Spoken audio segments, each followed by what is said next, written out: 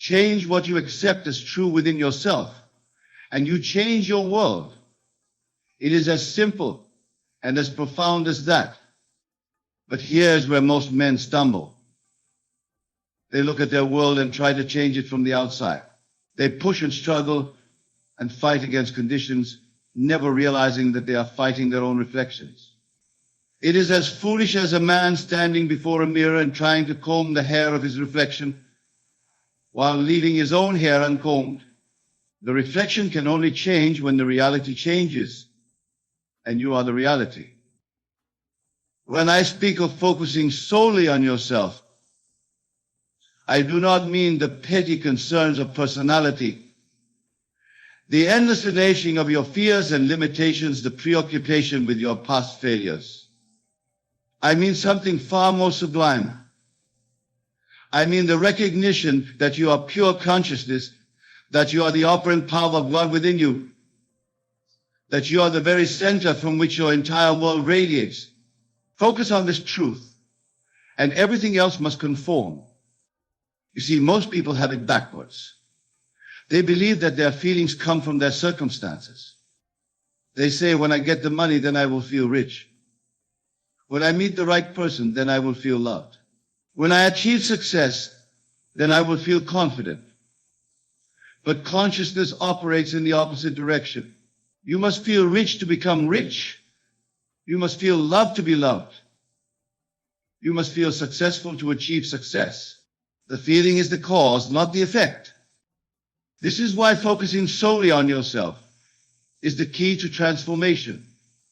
When you stop looking to your world to make you feel a certain way and start generating those feelings from within yourself, you become the master rather than the slave. You become the artist rather than the canvas. You become the author rather than the character. Consider the man who desires wealth.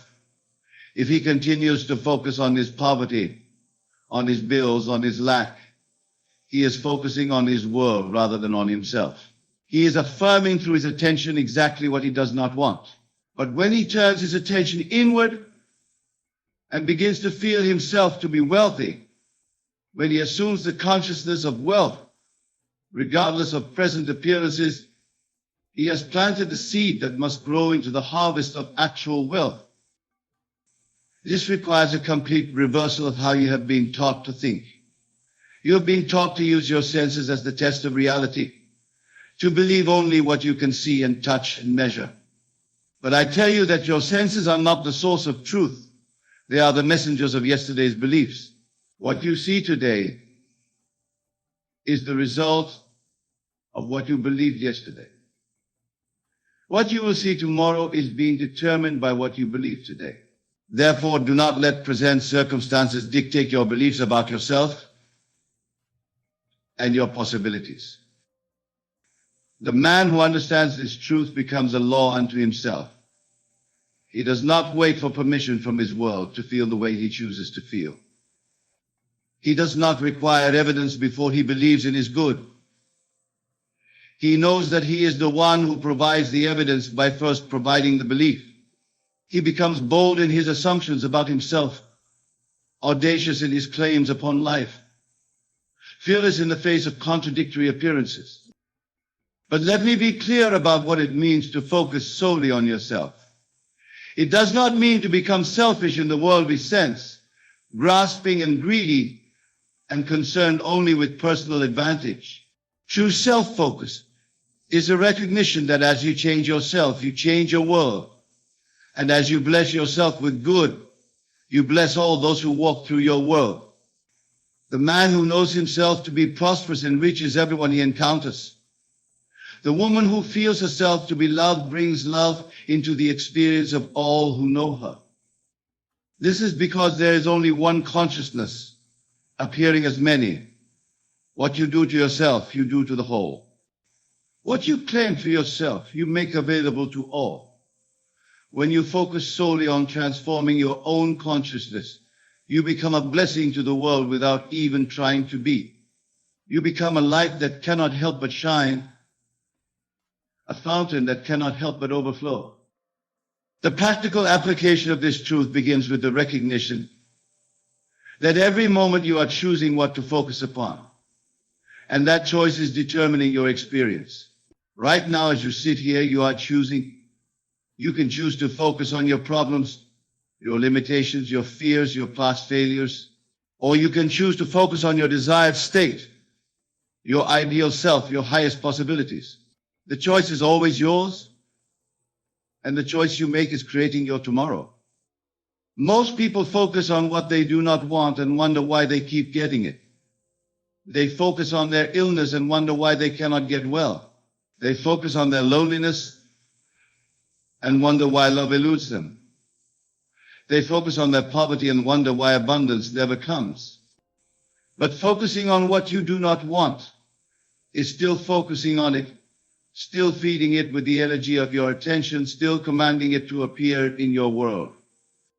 To focus solely on yourself means to discipline your mind to dwell only upon what you wish to experience. It means to train your imagination to see yourself as you wish to be rather than as you appear to be. It means to cultivate the feeling of your wish fulfilled regardless of present evidence. This is not denial of your present circumstances. It is the recognition that your present circumstances are not your final destination. Imagination is the divine faculty within you, the power by which you create your world. Every great achievement began as an imagined possibility. Every work of art, every scientific discovery, every human advancement started as a mental image before it became a physical reality. You have the same power within you right now. You can imagine yourself into any state you choose. And if you will persist in that imagination, it must harden into fact. But here's where most people fail. They imagine they're good for a moment, then spend the rest of their time focused on why it cannot happen. They visualize success while believing in failure. They affirm abundance while feeling poor. They declare themselves to be loved while feeling rejected. This divided consciousness can produce nothing but confusion and delay.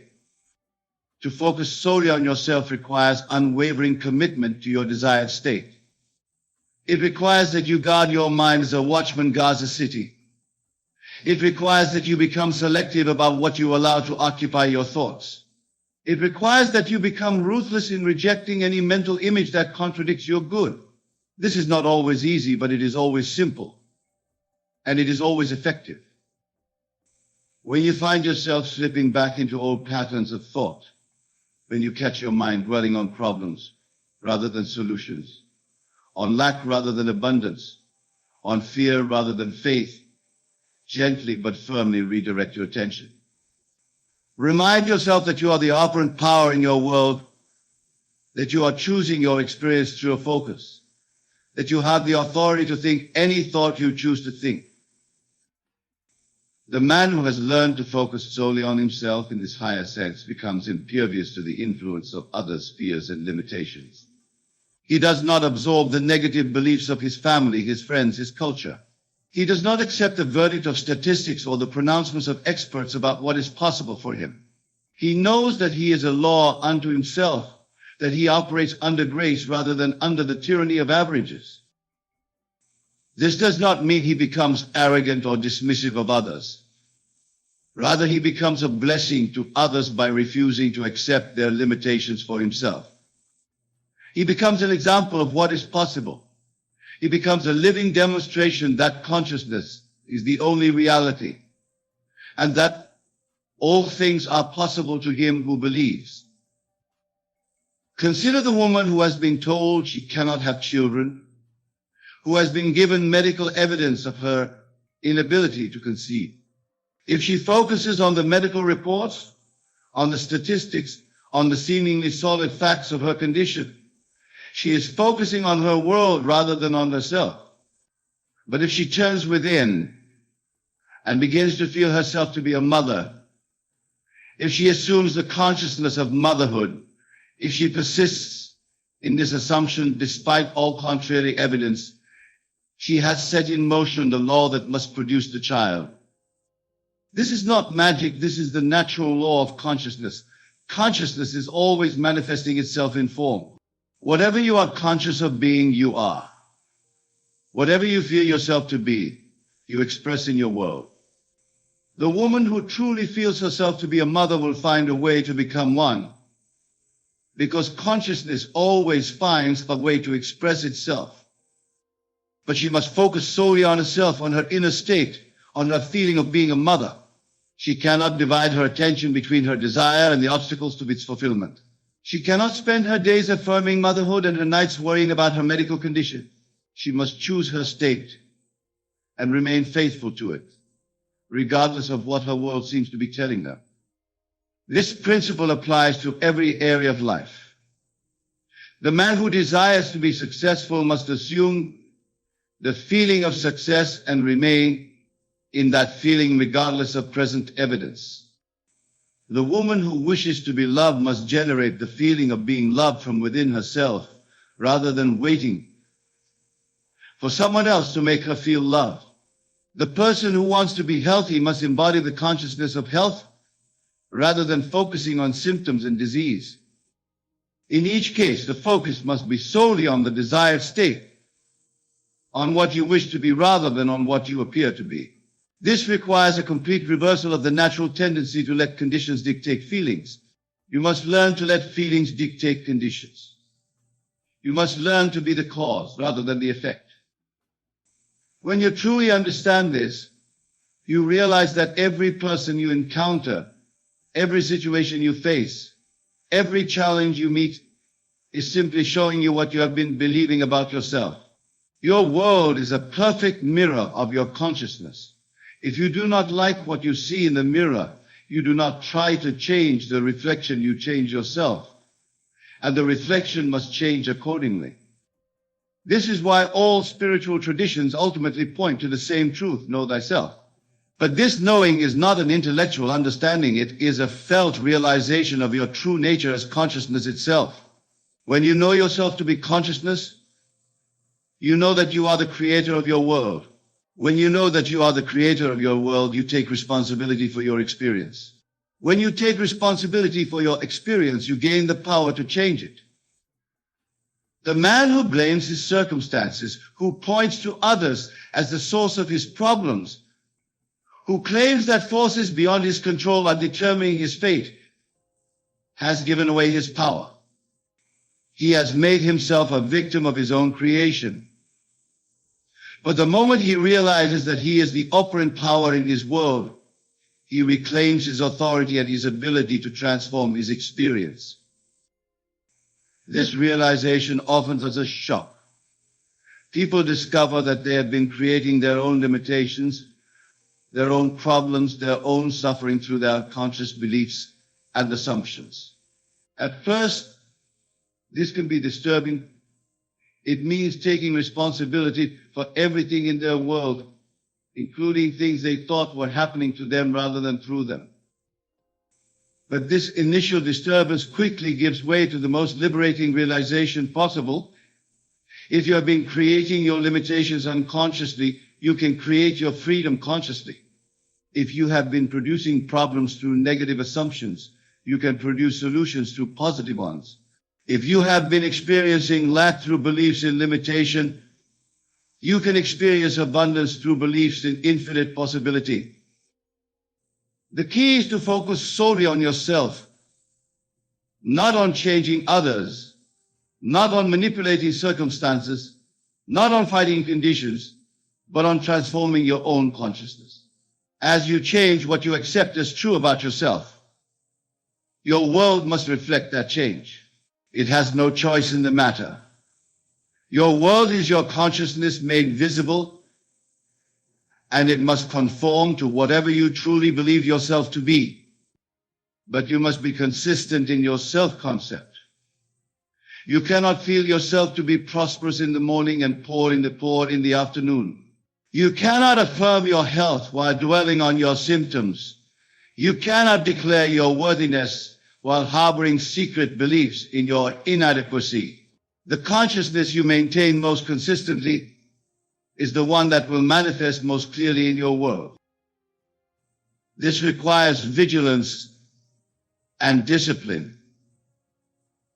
You must become aware of habitual thoughts, your automatic reactions, your unconscious assumptions. You must catch yourself In the act of focusing on what you do not want and redirect your attention to what you do want, you must train your mind as you would train any muscle through consistent and purposeful use. Most people live their entire lives as unconscious creators, never realizing that they are choosing their experience through their focus. They react rather than create. They respond rather than initiate. They accept rather than assume. But when you learn to focus solely on yourself in the higher sense I am describing, you move from reaction to creation, from response to initiation, from acceptance to assumption. The woman who has learned this truth does not wait for her husband to change before she feels loved. She generates the feeling of being loved from within herself, and mysteriously her husband begins to treat her more lovingly. The man who understands this principle does not wait for his boss to recognize his worth before he feels valuable. He assumes his own value, and opportunities for recognition naturally appear. This is not manipulation of others. This is the natural law of consciousness operating. When you change your inner state, your outer world must rearrange itself to match. The people in your world are playing roles that correspond to your beliefs about yourself. Change your beliefs, and they must change their roles accordingly. But the focus must remain on you, on your state of consciousness, on what you are feeling and believing about yourself. The moment you try to change others directly, the moment you attempt to manipulate conditions externally, you have moved from creation to struggle, from power to powerlessness. This is perhaps the most difficult aspect of this teaching for people to accept.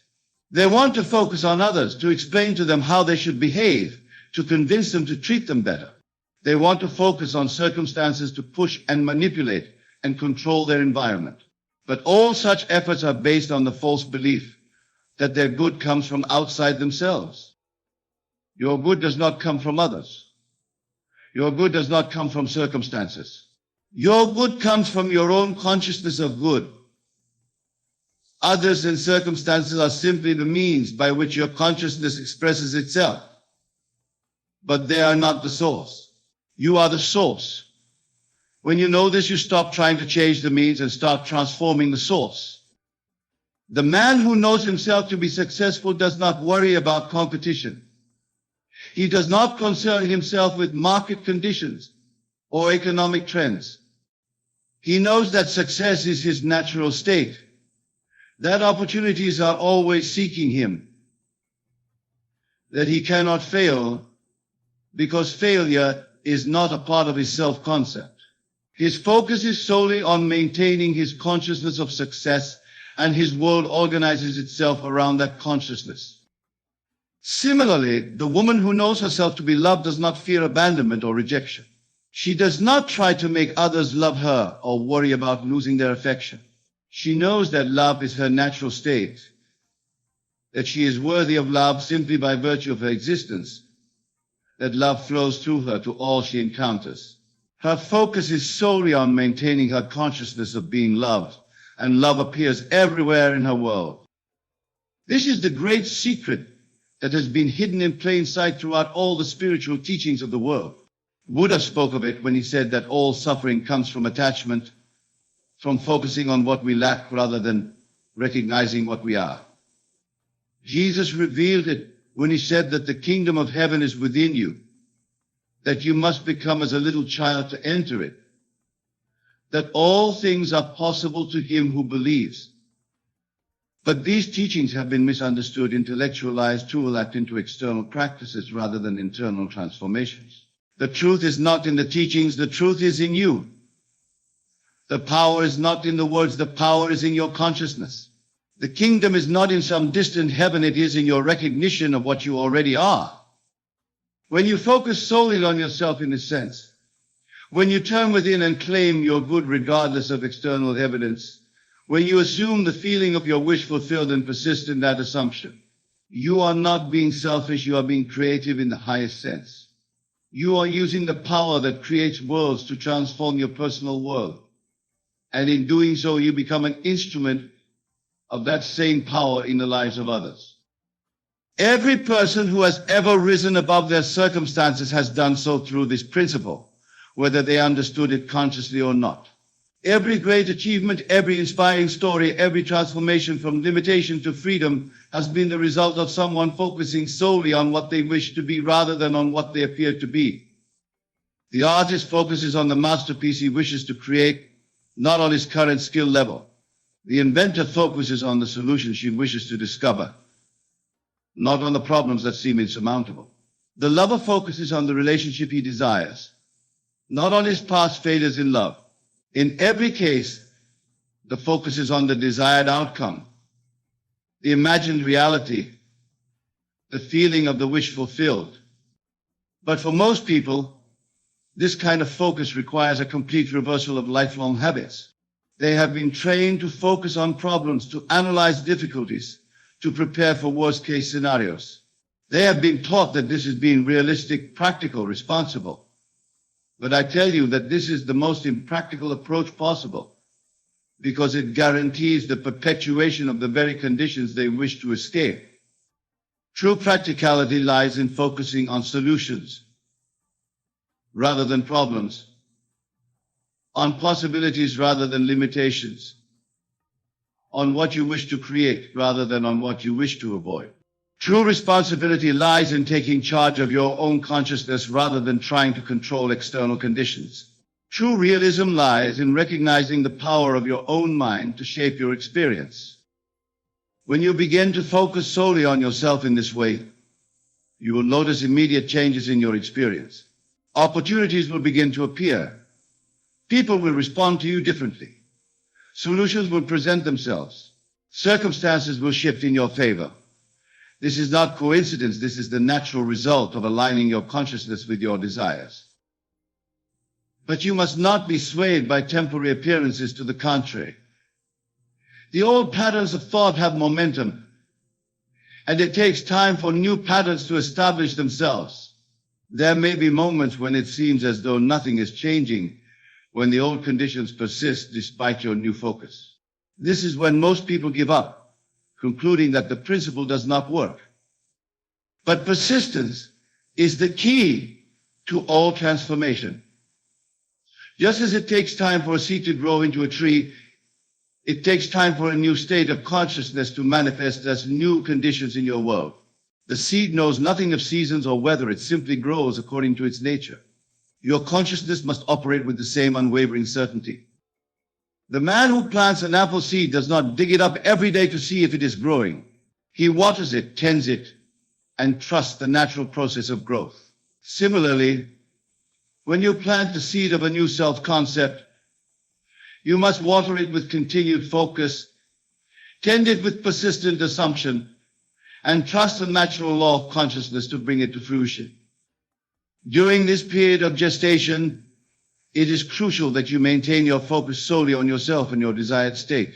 Do not let the opinions of others, the evidence of your senses, or the voice of reason convince you to abandon your assumption. Remember that you are operating under a higher law than the law of averages, a more reliable principle than the testimony of appearance. Every doubt you entertain, every fear you indulge, every moment you spend focused on what you do not want is a step backward in your transformation. But every moment of confident assumption, every feeling of your wish fulfilled, every act of faith in your own creative power is a step forward toward your goal. This is why focusing solely on yourself is so important.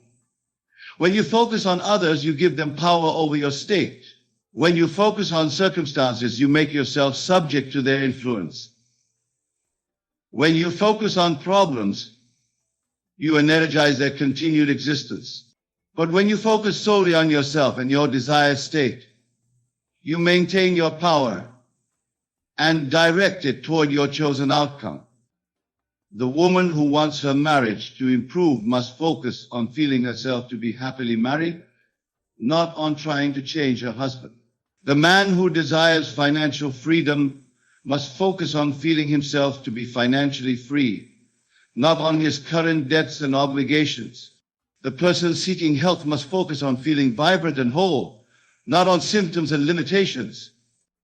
In each case, the focus is internal rather than external, on being rather than having, on consciousness rather than conditions. This may seem like a passive approach to those accustomed to struggling and striving, but it is actually the most active and effective approach possible. You are actively creating through your consciousness. You are actively choosing your experience through your focus. You are actively transforming your world by transforming yourself. As you continue to practice this principle, you will find that it becomes easier and more natural. What once required tremendous effort and concentration will become your automatic response to any challenge or desire. You will naturally turn within rather than without for solutions.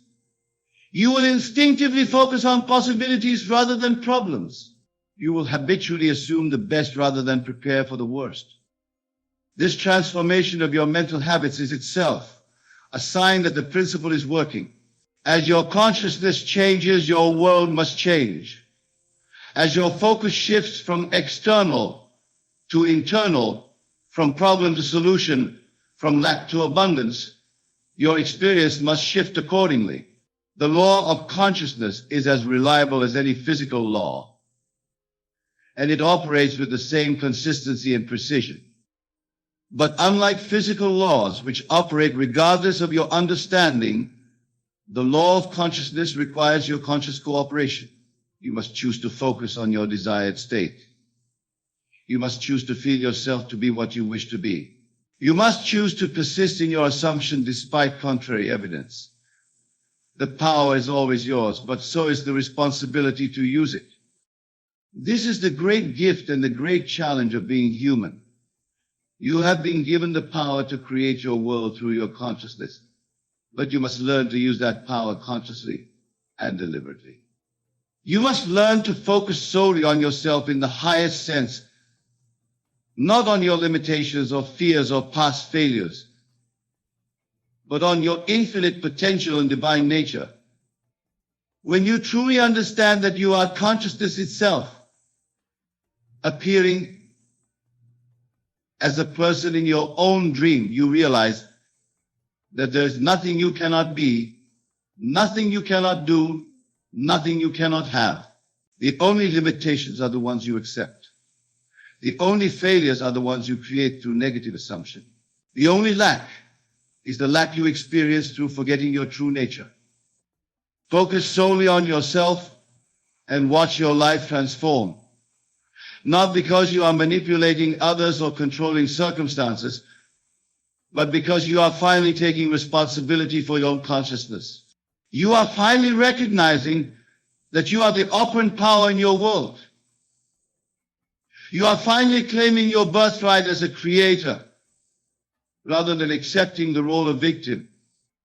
This is the truth that will set you free, not free from the world, but free to create the world you desire. Not free from responsibility, but free to accept the ultimate responsibility of conscious creation. Not free from others, but free to bless others through your own transformation. The man who has learned to focus solely on himself in this way becomes a benediction wherever he goes. He radiates the confidence of one who knows his own power. He emanates the peace of one who has found his center. He expresses the joy of one who is creating rather than reacting, leading rather than following, causing rather than being caused. This is what awaits you when you truly focus solely on yourself and watch your life transform. Not a life of selfish indulgence, but a life of conscious creation. Not a world that serves only you, but a world that you serve through your own transformation. Not an escape from humanity, but a gift to humanity through your example of what is possible when consciousness is properly understood and applied. The choice is always before you in every moment. You can continue to focus on your world and remain its victim, or you can focus solely on yourself and become its master. You can continue to react to conditions, or you can create them. You can continue to accept what seems to be, or you can assume what you wish to be. The power is in your hands. The choice is yours. The moment is now. Focus solely on yourself and watch your life transform.